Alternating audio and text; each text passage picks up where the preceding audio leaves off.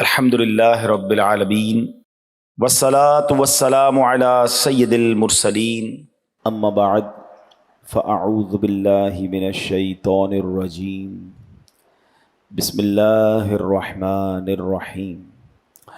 پڑھیے الصلاة والسلام علیک یا رسول اللہ وعلی آلک واصحابک یا حبیب اللہ۔ الصلاۃ والسلام علیک یا نبی اللہ وعلی آلک واصحابک یا نور اللہ۔ درود پاک پڑھنے کے بے شمار فضائل و برکات ہیں۔ ایک بڑی پیاری کتاب ہے جس کا نام ہے اربعین عطار۔ اس کی مختلف قسطیں ہیں۔ اس کی والیوم نمبر 2 قسط نمبر 2 میں پیج نمبر 15 ہے اور حدیث پاک نمبر بھی 15 ہے۔ اللہ کے نبی علیہ الصلوۃ والسلام فرماتے ہیں من صلی علیہ لم یلج النار۔ آقا فرماتے ہیں جو مجھ پر درود پاک بھیجے گا وہ آگ میں داخل نہ ہوگا۔ لیکن ہم سب چاہتے ہیں کہ جہنم کی آگ سے بچ جائیں۔ یاد رہے کہ جہنم کی آگ دنیا کی آگ سے 70 گنا زیادہ سخت خطرناک ہے، گرم ہے۔ اچھا، دنیا کی آگ کتنی گرم ہے؟ ایک تو ہمارے جو چولہے پر آگ ہے، اس آگ پر بھی ہم 2 سیکنڈ ہاتھ نہیں رکھ سکتے۔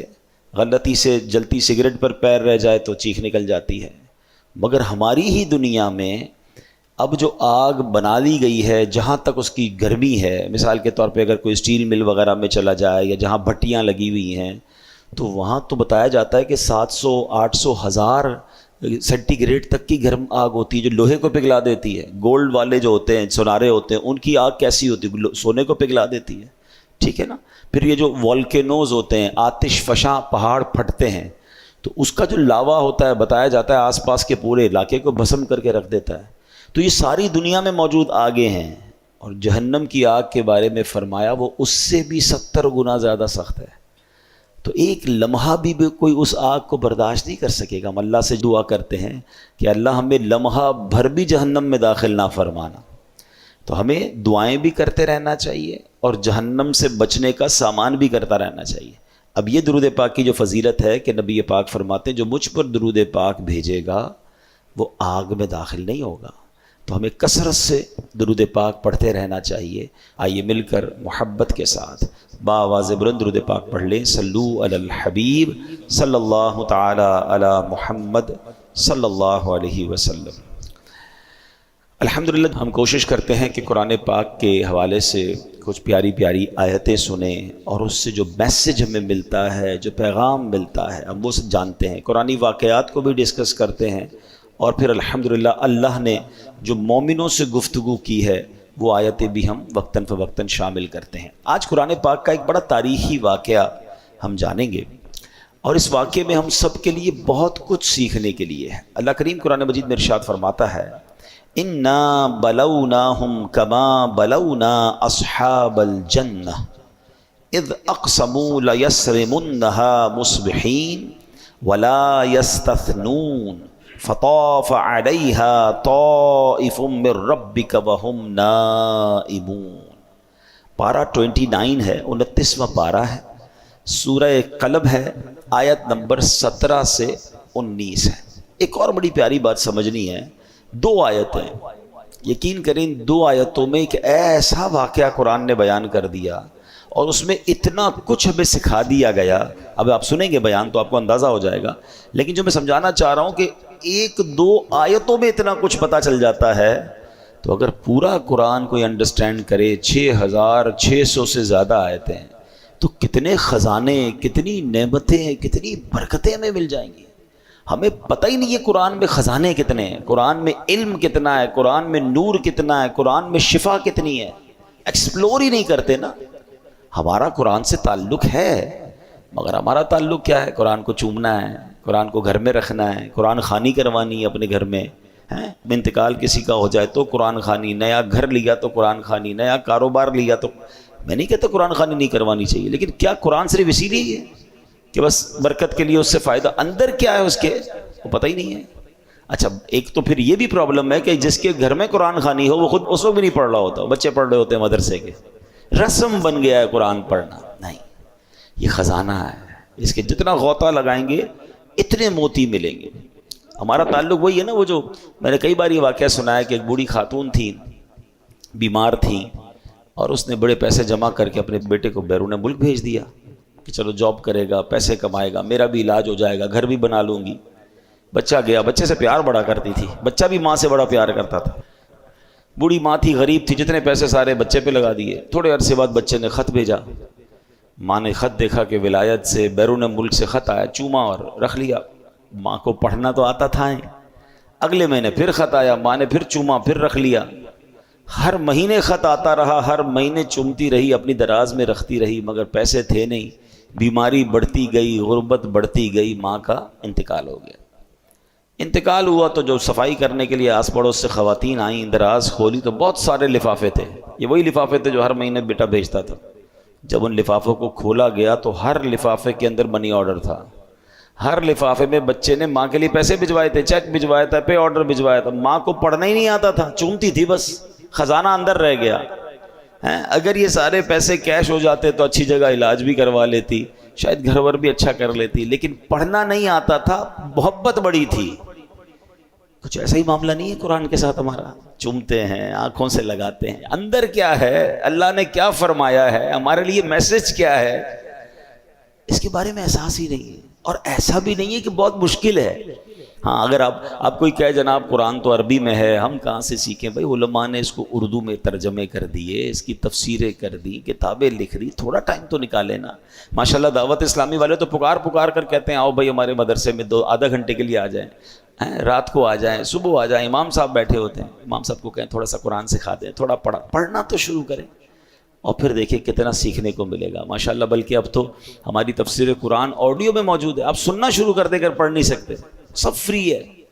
بٹ بات یہ ہے کہ اسی موبائل سے دنیا بھر کی ویڈیوز دیکھنی ہیں، اسی موبائل سے دنیا بھر کی ریلز دیکھنی ہے، تھوڑا سا وقت نکال کر تفسیر قرآن نہیں سننی ہے. تو پھر قصور کس کا ہے؟ ہم اپنے ساتھ زیادتی کر رہے ہیں. اب آئیے میں آتا ہوں قرآن پاک کے یہ خوبصورت اور عبرت انگیز، بہت ہی زیادہ جس کو کہتے ہیں نا بندے کو ہلا دیتا ہے واقعہ، اگین ود ان 2 آیات. اچھا اب کیا فرمایا اللہ کریم نے قرآن میں؟ اس کا ترجمہ پہلے سمجھتے ہیں. بے شک ہم نے انہیں جانچا. ترجمہ کون سا ہی ہے؟ بڑا آسان ترجمہ قرآن ہے، آسان ترجمہ قرآن کنز العرفان. ٹھیک ہے، بے شک ہم نے انہیں جانچا جیسا باغ والوں کو جانچا تھا، جب انہوں نے قسم کھائی کہ ضرور صبح ہوتے ہی اس باغ کو کاٹ دیں گے، اور انشاءاللہ نہیں کہہ رہے تھے، تو اس باغ پر تیرے رب کی طرف سے ایک پھیری کرنے والا پھیری کر گیا جبکہ وہ سو رہے تھے. اب یہ تو ہو گیا ان 2 آیتوں کا ترجمہ. اب اس کے پیچھے جو تفسیر ہے کہ یہ کیا معاملہ تھا، تو علماء کرام ان آیات کی تفسیر میں فرماتے ہیں کہ یمن کا ایک شہر ہے جس کا نام ہے صنعاء. ٹھیک ہے، اس شہر کا رہنے والا ایک شخص بڑا نیک تھا اور بڑا سخی بھی تھا. اس کے پاس ایک خوبصورت باغ تھا. اس شخص کا ایک فارمولہ یہ تھا کہ باغ کے جتنے بھی پھل خود بخود زمین پر گرتے تھے، یہ فقیروں کو کہتا یہ سارے تمہارے، اٹھا لو. اور جب باغ کے پھل توڑے جاتے تھے تو درختوں کے نیچے کپڑے بچھا دیے جاتے تھے. جو پھل گر جاتے تھے توڑتے ہوئے یا ہاتھ سے نکل جاتے تھے تو وہ بھی فقیروں کو دے دیتا. جو خالص اس کا اپنا حصہ بنتا، آخر میں سلیکٹ کر کے جو اپنا مال نکلتا، اس کا بھی 10واں حصہ فقیروں کو دیتا تھا. یعنی ایسا سخی تھا کہ اللہ کی راہ میں خرچ کرنے کا اس کا بڑا شوق تھا. اللہ نے اس کے باغ میں بڑے پھل لگائے تھے، بڑے جناب ترقی، بہت خوبصورت باغ. اب اس بندے کا ہو گیا انتقال. ٹھیک ہے، جب انتقال ہوا تو اس کے 3 بیٹے تھے. بیٹے تھے کنجوس، باپ تھا سخی، بیٹے تھے کنجوس. تو اب انہوں نے سوچا ہمارے والد اکیلے اتنی سخاوت کر لیا کرتے تھے، فقیروں کو اتنا مال دینے کے بعد بھی ان کا مال بچ جاتا تھا، مگر اب تو ہم 3 ہیں نا، 3 فیملیز ہیں، ہمارے بچے ہیں، ہماری بیویاں ہیں، ہمیں تو اور مال کی ضرورت ہے نا. اب اگر ہم بھی اسی طرح سخاوت کریں گے تو پھر ہمارے لیے تو کچھ بھی نہیں بچے گا. تو بہتر یہ کہ ہم اب سخاوت نہ کریں. اب ایک رات جب پتہ چلا کہ باغ کے پھل پک گئے، ریڈی ہیں. اچھا فقیروں کو بھی پتہ چل جاتا تھا کہ بھئی اب باغ کے پھل اتریں گے تو صاحب مال بانٹے گا، تو وہ بھی جم گٹا لگا کے پہنچ جاتے تھے. تو ان بیٹوں نے پلان کیا کہ کل فقیروں کے پہنچنے سے پہلے، محتاجوں کے پہنچنے سے پہلے ہم چلتے ہیں اور وہاں جا کر پہلے سارا ہی مال ہم نکال لیتے ہیں، ہم اب کسی کو بھی نہیں دیں گے۔ قرآن کیا کہتا ہے؟ اذ اقسموا لیصرمنها مصبحین، جب انہوں نے قسم کھا لی کہ ہم ضرور صبح ہوتے ہی اس باغ کو کاٹ دیں گے، اس سے پہلے کہ محتاج فقیر آئیں اپنا مال لے کے ہم نکل جائیں گے۔ اب جب قسمیں کھائیں تو بالکل ارلی ان دا مارننگ، صبح اٹھ گئے، صبح اندھیرے، اور باغ پر پہنچے کہ کسی کو پتہ نہ چلے، بڑے پرجوش تھے۔ اب قرآن کہتا ہے پلاننگ تو کر رہے تھے مگر انہوں نے انشاء اللہ نہیں کہا تھا، ولا یستثنون، پلان تو تھا مگر کیا انشاءاللہ نہیں کہہ رہے تھے، اپنی پلاننگ کر رہے تھے۔ کنجوسی تو اللہ کو پسند نہیں ہے، سخاوت اسے پسند ہے نا، کنجوسوں کو تو ذلت ملتی ہے۔ اب کیا ہوا، اتنے پرجوش تھے کہ صبح جلدی جلدی اٹھے، اور راستے میں ایک دوسرے کو پتہ کیا کہہ رہے تھے، وہ بھی قرآن بتا رہا ہے، اللہ یدخلنہ اليوم علیکم مسکین، کہ ہرگز آج کوئی مسکین تمہارے باغ میں نہ آنے پائے، یعنی غریبوں سے نفرت، ان کو نہیں آنے دینا ہے، سارا مال ہم سمیٹ کے نکل جائیں گے۔ اچھا جناب جلدی جلدی چلیں۔ اب جب جیسے ہی وہ وہاں پہنچے تو حیران ہو گئے کہ پورا کا پورا باغ جل چکا ہے، پورا باغ تباہ ہو چکا تھا، راتوں رات اس میں کوئی آگ لگی۔ ان کا پلان تھا صبح سارے پھل اتارنے ہیں، اور جب صبح پہنچے جو باغ لدا ہوا تھا پھلوں سے سارا جل گیا۔ اب کیا کہتے ہیں، بے شک ہم ضرور راستہ بھٹک گئے ہیں۔ ایک بھائی کہتا ہے لگتا ہے کسی اور کے باغ میں آ گئی، ہمارا نہیں ہے، دیکھو تو صحیح کوئی مسٹیک تو نہیں ہو گئی، ہمارے باغ میں تو بڑے پھل تھے، یہ تو پورا باغ ویران برباد جلا ہوا۔ جب غور کیا تو پتہ چلا نہیں، کسی اور کے باغ میں نہیں آئے، یہ تو ہمارا ہی ہے۔ ٹھیک ہے، اب قرآن کیا کہتا ہے، وہ کہتے ہیں بل نحن محرومون، بلکہ ہم تو محروم ہو گئے، بھٹکے نہیں ہیں، راستہ چینج نہیں ہوا، یہ ہمارا ہی باغ ہے، بربادی ہو گئی۔ کسی کی سوچوں نے کب سراہا، وہی ہوا جو خدا نے چاہا، جو اختیار بشر پہ پہرے بٹھا رہا ہے وہی خدا ہے، کوئی تو ہے جو نظام ہستی چلا رہا ہے، میرا خدا ہے۔ میرے پیارے اسلامی بھائی، کس قدر اس واقعے میں درس موجود ہے۔ سب سے پہلے تو اللہ پاک کی قدرت کے متعلق سبق سیکھیے نا، کہ کتنا ایسا ہوتا ہے جب ہم چاہتے ہیں یار یہ ہو جائے گا، وہ ہو جائے گا، میں یہ کر لوں گا، میں وہ کر لوں گا، میں یہ میری پلاننگ، ہوتا وہ نہیں ہے، ہوتا وہی ہے جو رب چاہتا ہے۔ اللہ قرآن میں فرماتا ہے اور تم کچھ نہیں چاہ سکتے مگر یہ کہ اللہ چاہے جو سارے جہانوں کا رب ہے۔ یہ بات ماننی پڑے گی کہ جو رب نے چاہنا ہے نا، ہونا وہی ہے۔ انسان کہتا ہے میرا فیصلہ، میرا ڈیسیشن، میری پلاننگ، کچھ بھی کر لیں، ہاں اللہ جو چاہے گا وہی ہوگا، وہی خالق، وہی مالک، وہی قدرت والا۔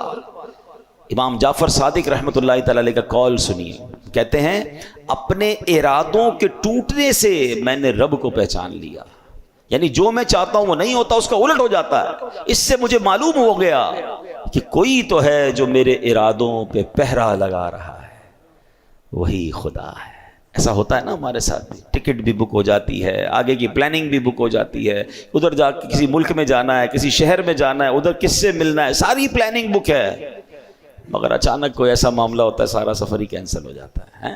پلاننگ تو جانے کی تھی، کیوں نہیں ہوا؟ بہت کچھ زندگی میں آپ کے ساتھ ایسا ہوا ہوگا۔ بات یہ ہے، اب دو چیزیں ہیں، میں نے پلاننگ کی اور نہیں ہوئی۔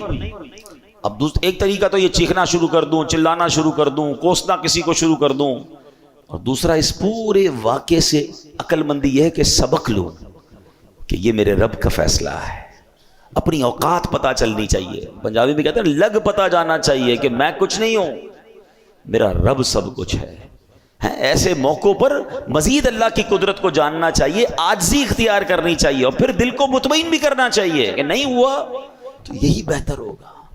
حضرت امام اعظم ابو حنیفہ رحمۃ اللہ تعالی علیہ کتنے بڑے بزرگ ہیں، کہتے ہیں خدا کے وجود کی، کسی نے ایک سوال کیا خدا کے وجود کی دلیل دیجئے، بتائیے خدا ایگزسٹ کرتا ہے، خدا موجود ہے؟ فرمایا آدمی چاہتا ہے میرے گھر بیٹا پیدا ہو، مگر بیٹی پیدا ہو جاتی ہے۔ اس سے پتہ چلتا ہے کہ جس کا ارادہ، جس کی مرضی اس دنیا پر نافذ ہے وہی خدا ہے۔ ارادے بہت ہیں، پلاننگ بہت ہے، مگر ہمارے ارادوں سے الگ چیز ہو جاتی ہے. تو یہی تو بتا رہا ہے کہ تمہاری مرضی نہیں، اس دنیا میں ہے خالق ہے، مالک ہے، جو بلکہ دنیا کا مالک ہے وہی خدا ہے. ابھی حال ہی کی بات ہے، کسی ملک کا ایک شخص تھا جو خود کو ملک الارادہ، مرضی کا بادشاہ کہتا تھا. مسلمان تھا بیچارہ. کیا ہوا؟ بیچارے کو پھیپھڑوں کا کینسر ہوا، اس کا انتقال ہو گیا. تو یہ جو ہوتا نا میں کر و فر، میرا فیصلہ، میرا ڈیسیشن، میری پلاننگ، سب کچھ جناب طے ہے، کچھ بھی نہیں چینج ہوگا، یہ نہ کہا کرو. پلاننگ کرنا چاہیے مگر انشاءاللہ بھی کہتے رہے، اور ساتھ ذہن میں بھی یہ بات رکھے رب نے چاہا تو ہوگا. سبحان اللہ. زمین میں اللہ پاک کی مرضی نافذ ہے، حکم صرف اسی کا چلتا ہے، وہ غالب ہے. قرآن کریم میں اس نے کیا فرمایا؟ وَهُوَ الْقَاهِرُ فَوْقَ عِبَادِهِ، وہی اپنے بندوں پر غالب ہے. غرض یہ کہ بات ہمیں اپنے ذہن میں بٹھانی چاہیے کہ اس دنیا میں مرضی صرف اللہ پاک کی چلتی ہے. ہمیں چاہیے کہ طاقت، عہدے، مال و دولت وغیرہ کے غرور میں نہ آیا کریں، اللہ پاک کے حضور سر جھکا کر رکھیں. ان باغ والوں کا جو بڑا عیب کیا بیان ہوا، پوشیدہ اسباب جن کی وجہ سے باغ تباہ ہو گیا، ان کا ایک عیب یہ تھا وَلَا يَسْتَثْنُونَ، انشاءاللہ نہیں کہہ رہے تھے. انہوں نے اپنے آپ پر بھروسہ کیا تو کیا ہوا؟ باغ جل گیا، سب تباہ ہو گیا. لَوْلَا تُسَبِّحُونَ، تم تسبیح کیوں نہیں کرتے؟ تو اے میرے پیارے اسلامی بھائی، اللہ کا نام لینا چاہیے، اللہ کی مرضی پر یقین ہونا چاہیے.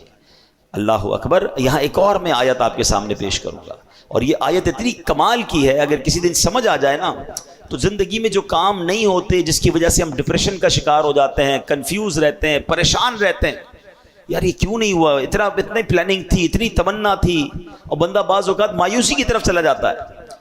میری قرآن پاک کی جو سب سے فیورٹ آیات ہیں، it is one of the most favourite میری آیت، اور اس کے جو ترجمہ آپ پڑھو گے تو آپ کی بھی پسندیدہ ہو جائے گی، کیونکہ زندگی گزارنے کا اس میں طریقہ مل جاتا ہے، اپنے دل کو بڑی تسلی مل جاتی ہے. اللہ قرآن مجید میں ارشاد فرماتا ہے وَعَسَىٰ أَن تَكْرَهُوا شَيْئًا وَهُوَ خَيْرٌ لَكُمْ وَعَسَىٰ أَن تُحِبُّوا شَيْئًا وَهُوَ شَرٌّ لَكُمْ وَاللَّهُ يَعْلَمُ وَأَنْتُمْ لَا تَعْلَمُونَ. اللہ قرآن میں فرماتا ہے، اور قریب ہے کہ کوئی بات تمہیں ناپسند ہو. ہم کہتے ہیں یہ نہیں ہونا چاہیے، بیٹی نہیں ہونی چاہیے. ماذ اللہ، لوگ بیٹی کو برا سمجھتے ہیں. بھائی بیٹی تو رحمت ہے. چلے اس کے علاوہ بھی زندگی میں بہت ساری چیزیں جو ہمیں پسند نہیں ہوتی. اللہ فرماتا ہے قریب ہے کہ کوئی بات تمہیں ناپسند ہو، حالانکہ وہ تمہارے حق میں بہتر ہو. تم اس سے برا سمجھ رہے ہو، بعد میں پتہ چلتا ہے ہاں یار یہ تو میرے لیے بہتر تھا. ایسا کئی بار آپ کے ساتھ ہوا ہوگا کہ کوئی چیز ملی یا کوئی آپ کے بارے میں فیصلہ ہوا، آپ نے بڑا واویلا مچایا، بڑا افسوس کیا، تھوڑے عرصے بعد پتہ چلا یار میرے لیے تو یہی بہتر تھا. آگے قرآن کہتا کیا ہے؟ وَعَسَىٰ أَن تُحِبُّوا شَيْئًا وَهُوَ شَرٌّ لَكُمْ، اور قریب ہے کہ کوئی چیز تمہیں پسند آئے حالانکہ وہ تمہارے لیے حق میں بری ہو.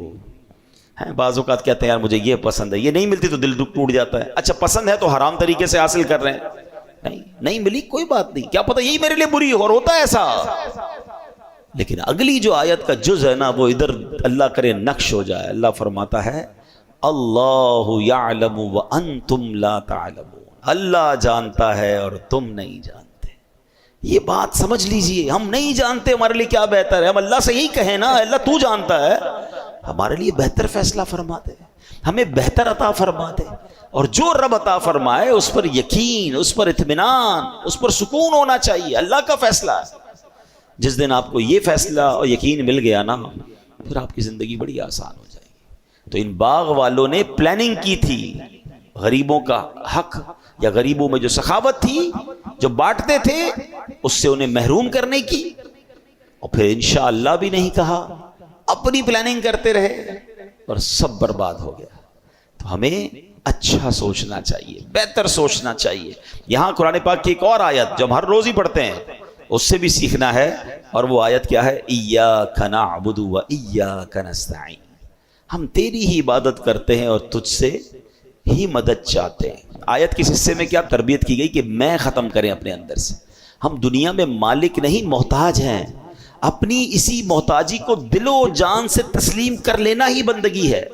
جب بندہ دل کی گہرائی سے یہ تسلیم کرتا ہے نا کہ میں محتاج بے بس بندہ ہوں، اب اس پر لطف و کرم کے دروازے کھلنا شروع ہو جاتے ہیں، اب اس پر بارش، کیونکہ پہلے یہ ایکسیپٹ کرنا ہوتا ہے میں سب کچھ ہوں نہیں، میں کچھ بھی نہیں، میں محتاج، مالک تو سب کچھ ہے۔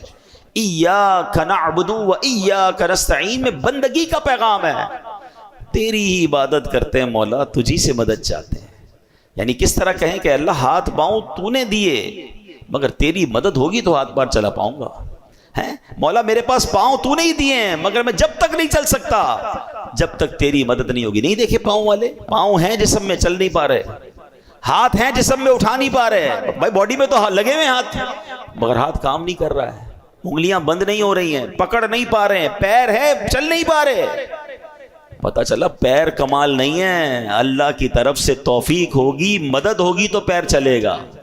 ہاتھ ہونا کمال نہیں ہے، ہاتھ میں رب کی طرف سے دی گئی طاقت ہوگی تو ہاتھ چلے گا نا۔ زبان منہ میں ایگزسٹ کرتی ہے لوگوں کے، جتنے گونگے بغیر زبان کے تھوڑی ہوتے ہیں، باڈی پارٹ ہے مگر بول نہیں پا رہے۔ اللہ کی مدد ہوگی، اللہ عطا فرمائے گا تو بندہ بول پائے گا۔ آنکھیں لگی ہوئی ہوتی ہیں، اندھے بغیر آنکھوں والے نہیں ہوتے، ان کی باڈی میں آنکھیں فکس ہیں، ہماری جیسی آنکھیں، بعض ہوگا تو یقین نہیں آتا یہ بندہ اندھا ہے، بالکل اچھی آنکھیں صاف ستھری نظر آ رہی ہیں اس کی آنکھیں، اچھا دیکھ بھی ہمیں رہا ہوتا ہے، ہمیں لگ رہا ہے ہمیں دیکھ رہا ہے، مگر اس کو کچھ نظر نہیں آ رہا ہے۔ پتا چلا کہ یہ بات اجاگر بار بار دل میں کرنی ہے، مولا سب کچھ دیا ہے تو نے، مگر اس کا فائدہ مجھے جب پہنچے گا جب تو چاہے گا، تیری مدد ہوگی، میں محتاج۔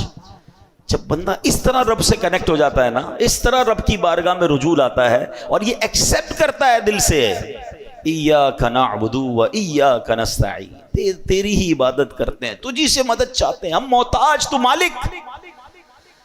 پھر دیکھو کیسے کرم کے دروازے کھلتے ہیں۔ لوگ اپنے آپ کو محتاج سمجھنے کے لیے تیار نہیں ہوتے۔ ہاں یہ بڑی گہری بات کر رہا ہوں، اللہ کے آگے میں نے پڑھا ہے، کتابوں پڑھا، ایسے لوگ بھی ایگزسٹ کرتے ہوں گے جو دعا مانگنے میں شرماتے ہیں کہ یار اتنا بڑا آدمی ہو کہ میں، لوگ کیا کہیں گے، اللہ کے آگے روتے نہیں ہیں، اللہ کے آگے گڑ گڑاتے نہیں ہیں، ان کو شرم آ رہی ہوتی ہے اپنے سٹیٹس کو دیکھ کر۔ تف ہے کہ اگر تم دنیا میں کسی مرتبے پر پہنچ گئے اور احکم الحاکمین کے آگے سجدہ کرنے میں، گڑ گڑانے میں، محتاجی ماننے میں تمہیں تکلیف ہو رہی ہے تو تیار ہو جاؤ، پھر بڑے محتاج بن جاؤ گے۔ ارے اس کے آگے تو سبھی محتاج ہیں نا، کون ہے کائنات میں جس کو رب کی مدد کی ضرورت نہیں ہے؟ اگر آج مرتبہ، عزت، شہرت، دولت، کوئی مقام، کوئی سٹیٹس ہے بھی میرے پاس تو دیا کس نے ہے؟ ہم تو یہاں یہ سمجھاتے ہیں کہ اپنے ماں باپ کے آگے کبھی مت کہا کرو میں بڑا آدمی ہو گیا ہوں، یہ بھی غلطی کرتے ہیں لوگ۔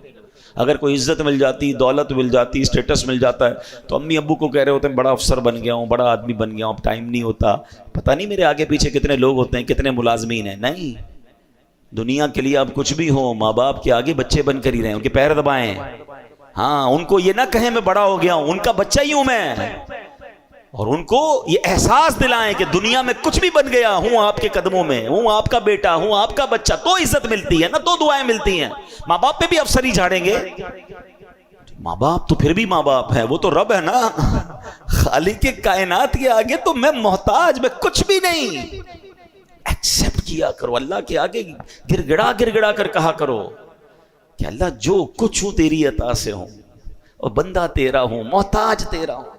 جس دن یہ کیفیت دل میں پیدا ہوئی نا کہ اللہ کے آگے بندہ سرنڈر کرتا نظر آئے، عاجزی کرتا نظر آئے، محتاجی کا اظہار کرتا نظر آئے، پھر دیکھو اس کی بارگاہ سے کرم کے کیسے دروازے کھلتے ہیں، یہ یاد رکھنا۔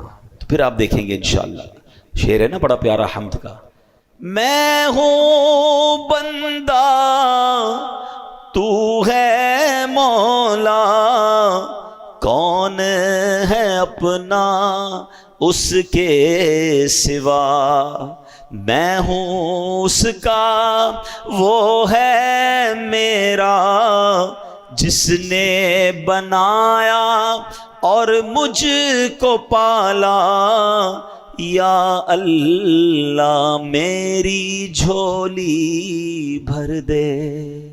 تو اللہ کی بارگاہ میں ہمیں یہ انداز اختیار کرنا۔ اب آتے ہیں اس بیان کے اگلے پارٹ کی طرف، اس واقعے کے اگلے پارٹ کی طرف۔ اس نیک شخص نے تو سخاوت کی، اس کو بھروسہ تھا اللہ پر کہ بانٹوں گا تو کم نہیں ہوگا، وہ بانٹتا تھا فقیروں کو، خوب باغ میں سے پھل دیتا تھا، مگر بچوں نے کیا سوچا کہ نہیں ابا تو بانٹتا تھا، ہم بھی بانٹیں گے تو کم ہو جائے گا۔ یہی تو شیطان وسوسہ دلاتا ہے نا، جب بھی آپ اللہ کی راہ میں خرچ کریں گے آپ کو شیطان کمی کا تنگی کا وسوسہ ڈالے گا، کم ہو جائے گا. تو باپ تو نیک تھا، بچے نیک نہ بن سکے، بچے سخی نہ بن سکے. یہاں درس کیا ہے کہ اگر آپ چاہتے ہیں نا کہ آپ کی نیکیاں بچوں میں باقی رہیں، بڑی گہری بات کہنے جا رہا ہوں. بعض اوقات ہم نے کچھ بزرگوں کو دیکھا ہے بڑے سخی ہوتے ہیں، بڑے اللہ کی راہ میں خرچ کرنے والے ہوتے ہیں، مگر ہوتا کیا ہے کہ جب وہ خرچ کرتے ہیں اپنے بچوں کو نہیں سکھا رہے ہوتے، اپنے بچوں کو نہیں بتا رہے ہوتے، اور وہ نہ بتانے کی وجہ سے باپ تو اپنی زندگی میں نیکی کر رہا ہے، انتقال کے بعد بچے وہ ساری نیکی کے دروازے بند کر دیتے ہیں. آج کل لوگ کہتے ہیں بچے کے لیے پیسے چھوڑ کے جانا چاہیے، پلاٹ چھوڑ کے جانا چاہیے. اچھی بات ہے اگر حلال روزی سے کما کر آپ بچوں کے لیے کچھ چھوڑنا چاہتے ہیں، لیکن بچوں کو نیک بھی تو بنا کر جائیں نا، سخاوت بھی تو سکھا کر جائیں کہ بیٹا توکل بھی رکھنا، یہ پیسہ ہی سب کچھ نہیں ہے، اللہ کی راہ میں خرچ کرو گے اللہ اور ملٹیپلائی کر دے گا. مگر بعض اوقات دانستہ یا غیر دانستہ لوگ اپنے بچوں کو کنجوس بنا رہے ہوتے ہیں کہ بیٹا پیسہ ہی سب کچھ ہے، سنبھال کے رکھنا، خرچ نہ کرنا، پیسہ ہوگا تو کامیاب ہوگا. یہ رانگ تعلیمات ہیں. اگر میں جتنے بزرگ مجھے سن رہے ہیں، آپ خود سوچیں آپ نے سٹارٹ کہاں سے کیا تھا. بہت بڑی تعداد ہمارے یہاں وہ ہوتی ہے جو بہت چھوٹے پیسوں سے سٹارٹ کر کے آج اللہ نے بڑا بنا دیا. اللہ نے بنایا نا آپ کو، آپ پہلے سے تو پیسے والے نہیں تھے. بہت سارے یہاں مجھے وہ سن رہے ہوں گے جب ڈیفنس میں پیدا نہیں ہوئے ہوں گے، کسی چھوٹے علاقے میں رہتے تھے، اللہ نے ترقی دی، آپ ڈیفنس میں آ گئے، اب بچے ڈیفنس میں بڑے ہو رہے ہیں. مثال دے رہا ہوں، یہ پوری دنیا کے لیے مثال ہے میری. تو اب بچوں کو یہ نہ کہیں کہ بیٹا تم یہاں رہو گے تو ترقی کرو گے. بھائی آپ کے پاس تو کچھ نہیں تھا، کیسے ترقی کر لیا آپ نے؟ اللہ چاہے گا تو غریب کو بھی امیر بنا دے گا، مگر اس غربت سے امارت کا جو سفر تھا اس میں آپ کی کچھ نیکیاں تھی، آپ کی کچھ سخاوت تھی، آپ نے کوئی اچھے اعمال کیے. اگر بچوں میں وہ اعمال نہ اتارے تو یہ امیری سے غریبی کی طرف بھی جا سکتے، کیونکہ اللہ کے ہاتھ میں سب کچھ ہے نا. تو سخاوت سکھائیں، نیکیاں سکھائیں. ایک پرابلم کیا ہے کہ لوگ خاص طور پہ، اب ہم بھی چونکہ جب کبھی کبھی چیریٹی کے لیے کہیں جاتے ہیں تو لوگ ہمیں کسی ینگسٹر سے بات ہو نا کہ بیٹا آپ اپنی زکوٰۃ کس کو دیتے ہیں، کہ ہمیں نہیں پتا کس کو دیتے ہیں، ابو دیتے ہیں یا دادا حضور دیتے ہیں. اچھا بھائی آپ نیکی کے کام میں خرچ کیا ہوتا ہے، ہمیں کچھ بھی نہیں پتا، وہ دادا حضور کرتے ہیں، ابو کرتے ہیں. یہ غلط کرتے ہیں. اگر آپ نوجوان نسل کو انوالو ہی نہیں کر رہے اپنی زکوٰۃ میں، نوجوان نسل کو، اپنے بچوں کو، اپنے پوتے پوتیوں کو بتا ہی نہیں رہے کہ آپ کہاں کہاں خرچ کرتے ہیں، کیسے حساب کرتے ہیں، تو جس دن آپ کا انتقال ہوا ان کو تو پتہ ہی نہیں ہوگا کتنا خرچ کرنا. ان کو لگے گا سارے پیسے ہمارے، کیوں خرچ کرنا ہے بھائی، کیوں زکوٰۃ دینی ہے، کیوں صدقہ دینا ہے، کیوں خیرات دینی. یہ سارے نیکی کے دروازے بند ہو جائیں. یہی تو ہوا نا جو میں نے قرآنی واقعہ آپ کو سنایا کہ باپ سخی تھا، اولاد سخی نہ بنی، پورا باغ جل کر راکھ ہو گیا. یہ بات یاد رکھنی ہے. ہم نے غریبوں کو محنت کر کے امیر بنتے دیکھا، مگر بچوں کی اچھی تربیت نہ کرنے کی وجہ سے ان کے انتقال کے بعد ان بچوں کو پھر غریب ہوتے دیکھا. وہ غریب سے امیر بن گیا کیونکہ محنت کی تھی، اخلاص تھا، نیکی تھی، اللہ پر توکل تھا، دعائیں تھی، سخاوت تھی، اسٹرگل تھی. بچے تو سونے کا نوالا لے کے پیدا ہوئے، پیسے بھی ملے، تربیت بھی نہ ملی. اسی پیسے کو جناب کوئی جوئے میں لگا رہا ہے، کوئی شراب میں لگا رہا ہے، اور بعضوں کا سب برباد ہوتے دیکھا. نہیں، صرف پیسہ چھوڑ کے نہیں جانا ہے، اچھی تربیت چھوڑ کے جانا ہے. ان کو اپنے نیکی کے کاموں میں انوالو کریں. علماء نے کہا اپنے بچے کو سخی بنانے کا طریقہ یہ ہے کہ جب بھی نیکی کا کام کرے بچے کے ہاتھ سے کروائے، سخاوت کرے، اپنی اولاد کو بتا کر کرے، اس کو کہ آپ بھی کرو، اس کے ہاتھ سے دلوائے، تاکہ یہ پریکٹیکل ٹریننگ ہے کہ ہمارے ابو اس طرح بانٹتے تھے، ہمارے دادا اس طرح بانٹتے تھے، گھر میں یہ نیکی ہوتی تھی، گھر میں یہ ختم ہوتا تھا، گھر میں اس بزرگ کا جب یوم منایا جاتا تھا تو غریبوں کو کھانا کھلایا جاتا تھا. کتنے ایسی چیزیں جو روایتیں ختم ہوتی جا رہی ہیں کیونکہ سارے کام اپنے ہاتھ میں رکھے ہم نے، بچوں کی ٹریننگ ہی نہیں کی. ایسا نہ کریں، انوالو کریں. بچہ جناب کہاں ہے، وہ اس کا کام کھیلنا کودنا کاروبار کرنا، ابا سارے نیکی کے کام کر رہے ہیں، بالکل کیجیے آپ، مگر ان نیکی کے کاموں میں اپنے بچوں کو انوالو کیجیے. یہ نیکیاں باقی رہیں گی. آپ میں سے، ہم میں سے بہت سارے وہ ہیں جو 40s پلس 50s ہیں. اگر میرے اور آپ کے اندر کوئی نیکی ہے تو ہمارے ماں باپ کی وجہ سے، انہوں نے سکھایا تھا، ہمیں ساتھ بٹھا کر سکھایا تھا. مگر ہمارا اور ہماری جنریشن کا گیپ ہے، ہم نہیں سکھا رہے، ہم ڈسکس ہی نہیں کر رہے ان چیزوں کو. یہ قرآنی واقعہ پکار پکار کے کہہ رہا ہے کہ باپ سخی تھا، فقیروں کو بانٹتا تھا، بیٹوں کی غلط نیت بنی، وہ باغ جل کر راکھ ہو گیا. تو یہ نہ کریں.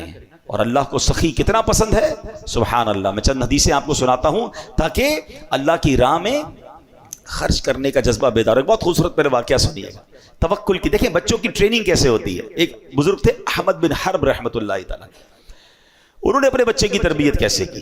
وہ کیا کرتے تھے، انہوں نے بچوں کو توکل سکھانا تھا کہ اللہ پر بھروسہ کرنا ہے. انہوں نے کہا بیٹا جب بھی بھوک لگے نا تو دعا کرنی اللہ سے کسی اور سے نہیں مانگنا، اللہ سے مانگنا، یا اللہ کھانا چاہیے۔ اپنی زوجہ کو کہا جب بھی بیٹا دعا کرے نا تو اس کے گھر میں اس نے پورا سمجھ دیوار میں سوراخ بنایا کہ پیچھے چپکے سے تم نے کھانا رکھ دینا ہے اس میں۔ بیٹا اس سوراخ کے پاس جا کے اللہ کی بارگاہ میں دعا کرتا، یا اللہ بھوک لگی ہے، تھوڑی دیر بعد سوراخ سے اس کو کھانا مل جاتا۔ اس کی ٹریننگ یہ ہونے لگی کہ جب بھی کوئی مشکل ہو اللہ سے مانگنا ہے۔ کئی مہینے گزر گئے، روزانہ ماں اس کو اسی طریقے سے کھانا دیتی جب وہ دعا مانگتا۔ ایک دن اس کی ماں جو ہے گھبرا گئی اور اپنے شوہر کے پاس آئی کہ آج عجیب معاملہ ہوا۔ کہا کیا ہوا؟ کہتی آج وہ کھانے کا وقت تھا، بیٹا کا دعا کا ٹائم تھا، میں کہیں مصروف ہو گئی، میں دوڑی گئی کہ کھانا نہیں ملے گا تو کیا سوچے گا، تو میں گئی تو کیا دیکھتی ہوں بیٹا کھانا کھا رہا ہے۔ میں نے کہا بیٹا کھانا کدھر سے ملا؟ کہا امی اللہ نے دیا۔ کہاں سے ملا؟ کہا اسی سوراخ سے جہاں سے روز ملتا ہے۔ تو میں پریشان ہوں، میں نے تو کھانا نہیں رکھا، کھانا کیسے مل گیا؟ حضرت احمد بن حرب کہتے ہیں مجھے اسی دن کا انتظار تھا، اب تمہیں کھانا دینے کی ضرورت نہیں ہے، اس کا اللہ سے کنیکشن ایسا ہو گیا، اس کو غیب کے خزانوں سے ملنا شروع ہو گیا۔ یہ دیکھیے یہ تربیت کا انداز تھا نا کہ اللہ سے مانگنا ہے، بیٹا اللہ پر بھروسہ رکھنا ہے۔ ہم کہتے ہیں بیٹا پیسے ہوں گے تو تیرا کام ہوگا، پیسے بنا، پیسے تعلقات بنا ورنہ مشکل میں پھنس جائے گا، تیرے رابطے نہیں ہوں گے تو آگے جا کے ڈیفیکلٹ ہو جائے گا۔ ارے کب سکھاؤ گے کہ اللہ سے دوستی کر، اللہ کو راضی کر؟ پیسے چھوڑ کر جاتے ہیں مگر تربیت کر کے نہیں جاتے۔ حضرت عمر بن عبدالعزیز رحمۃ اللہ تعالی علیہ کا واقعہ سنیں۔ آپ کا جب انتقال ہوا آپ امیر المومنین تھے، آج کے دور کے پرائم منسٹر تھے، پوری آدھی دنیا پر گویا حکومت تھی۔ ہمارا اس طرح کا کوئی بندہ ہو تو پتہ نہیں کتنے خربوں روپے بنا لیتا ہے۔ انتقال ہونے لگا تو بہت تھوڑے پیسے چھوڑ کے جا رہے تھے۔ کسی نے کہا حضرت آپ اتنی بڑی شخصیت، اپنے بچوں کے لیے چھوڑا ہی کچھ نہیں، بچا ہی کچھ نہیں، اتنا خرچ کر دیا اللہ کی راہ میں۔ کیا کمال کا جواب دیا ہے۔ فرماتے ہیں بچے اگر میرے نیک ہوئے نا تو اللہ ان تھوڑوں میں بھی بہت برکت ڈال دے گا، اور بچے اگر غلط ہیں، حرام کرنے والے، تو ان کے لیے چھوڑنا ہی ٹھیک نہیں تھا، کیونکہ میں چھوڑ کے جاؤں گا غلط کام کریں گے قبر میں ہی مار پڑتی ہے نا۔ کتنی کمال کی بات۔ ہم اس پرابلم میں، اس سوچ میں پڑے ہوئے ہیں کہ ہم بچوں کے لیے چھوڑ کر کیا جائیں۔ آپ بچوں کی اچھی تربیت کر کے چھوڑ کے جائیں، باقی اللہ مالک ہے، اللہ دینے والا ہے۔ اگر وہ اللہ کے نیک بندے ہوئے اللہ غیب کے خزانوں سے انہیں عطا کر دے گا، اور اگر اللہ کو ناراض کرنے والے ہوئے آپ اربوں روپے چھوڑ جائیں وہ برباد ہو سکتے ہیں۔ چل گیا نا باغ، قرآن کا واقعہ میں نے آج آپ کو سنایا، ہم نے دیکھے برباد ہوتے ہوئے، آپ نے بھی دیکھے ہوں گے کہ باپ نے اتنے پیسے چھوڑے اور بچے بینک کرپٹ ہو گئے، کیوں کہ ان کی عادت ہی ٹھیک نہیں تھی، نہ صدقہ تھا، نہ خیرات تھی، نہ نیکی تھی، نہ باپ کی لیگیسی تھی۔ کاش یہ بات سمجھ آ جائے۔ بچوں کو سخی بنائیے، اپنے آپ کو بھی سخی بنائیے، کنجوسی سے نکلیے۔ میں 2 حدیثیں سنا کر، باتیں تو بہت ساری ہیں لیکن چونکہ اب بیان کا وقت ختم ہوا، آج ہمارا یہ مائنڈ سیٹ ہوتا ہے کہ ہم کسی بڑی شخصیت سے دعا کروائیں۔ اچھی بات ہے، اگر کوئی نیک بندہ، کوئی عالم دین، کوئی بزرگ مل جائیں تو اچھی بات ہے، دعا کرنی چاہیے۔ مگر آج میں آپ کو وہ حدیث سنا رہا ہوں کہ اگر میں آپ کو یہ کہوں کہ روز صبح آپ کے لیے فرشتے دعا کریں گے، اس سے اچھی کوئی بات ہے کہ صبح ہوتے ہی میں سو رہا ہوں فرشتے میرے لیے دعا کر رہے ہوں؟ ہاں، اب وہ کون لوگ ہیں جن کے لیے فرشتے دعا کرتے ہیں؟ اور کچھ بد نصیب ایسے ہیں جن کے لیے روزانہ فرشتے بربادی کی بھی دعا کرتے ہیں۔ اب سنیے، نبی پاک علیہ الصلوۃ والسلام فرماتے ہیں، حضرت ابو ہریرہ رضی اللہ تعالیٰ عنہ حدیث کے راوی ہیں، ما من یوم یصبح العباد فیہ الا ملکان ینزلان۔ آقا فرماتے ہیں کوئی ایسا دن نہیں ہوتا جس پہ بندے سویرا کریں اور 2 فرشتے نہ اتریں، جن میں سے ایک کیا کہتا ہے، اے اللہ پاک سخی کو زیادہ اچھا بدلہ دے، اور دوسرا کہتا ہے اے اللہ پاک کنجوس کو برباد کر دے۔ اب سوچ لیجئے، سخی کے لیے روز فرشتہ دعا کر رہا ہے، اور جو مال روکے ہوئے ہے، نہ زکوٰۃ دے رہا ہے، نہ صدقہ دے رہا ہے، نہ اللہ کی راہ میں خرچ کر رہا ہے، خرچ کرتا ہے تو برا لگتا ہے اس کو، نہ غریبوں کی مدد کر رہا ہے، کنجوس ہے، مال کا حق ہی ادا نہیں کر رہا، روز فرشتہ دعا کر رہا ہے اللہ اس کو برباد کر دے، تو پھر تو بربادی ہونا ہے نا۔ تو سخاوت یہ اللہ کو بڑی پسند ہے۔ اللہ اکبر۔ ایک بار اور بڑی پیاری حدیث ہے، نبی پاک علیہ الصلوۃ والسلام کی بارگاہ میں ایک صحابی ہیں قیس انصاری رضی اللہ عنہ، آپ رائے خدا میں بہت خرچ کرتے تھے۔ اچھا، ان کے بھائیوں کو یہ شکایت تھی، یہ بچاتے ہی نہیں، اللہ کی راہ میں لٹاتے ہی رہتے ہیں۔ نبی پاک کے پاس شکایت آ گئی، پیارے آقا نے حضرت قیس کو بلایا کہ بھائی تمہاری شکایت آئی ہے، کتنا خرچ کرتے ہو؟ کہتے یا رسول اللہ میں اپنی آمدنی سے اپنا حصہ نکال لیتا ہوں جتنی مجھے ضرورت ہے، باقی اللہ کی راہ میں خرچ کر دیتا ہوں۔ نبی پاک یہ سن کر اتنا خوش ہوئے، پیارے آقا اتنا راضی ہوئے، آقا نے اس کے سینے پر ہاتھ رکھا اور 3 بار فرمایا انفق ينفق اللہ علیک، انفق ينفق اللہ علیک، انفق ينفق اللہ علیک۔ کیا فرمایا؟ خرچ کر اللہ مزید عطا فرمائے گا، خرچ کر اللہ مزید عطا فرمائے گا، خرچ کر۔ ایک اور روایت کے اس کے ترجمہ بڑا پیارا ہے، خرچ کر تجھ پر خرچ کیا جائے گا۔ جو روکتا ہے نا اس سے روک لیا جاتا ہے، جو خرچ کرتا ہے اس کو عطا کیا جاتا ہے۔ بس یہ بات اپنی زندگی کا فارمولہ بنا لیں۔ اچھا پھر بندہ شیطان ہے نا، کہتا ہے یار یہ مولوی صاحب کہہ تو رہے ہیں خرچ کروں گا تو جیب سے کم ہی ہو جائیں گے نا، بینک سے کم ہی ہو جائیں گے۔ آپ خرچ کرنے والوں کو سرچ کر لینا، خرچ کرنے والوں کو سرچ کر لیں، جو اللہ کی راہ میں خرچ کرتے پوچھو ان سے کم ہو گیا تمہارا؟ کبھی نہیں ہوگا۔ پوری زکوٰۃ دینے والا اگلے سال زیادہ زکوٰۃ دیتا ہے، صدقہ خیرات کرنے والا اگلے سال زیادہ صدقہ، کیوں کہ پیسے بڑھ رہے۔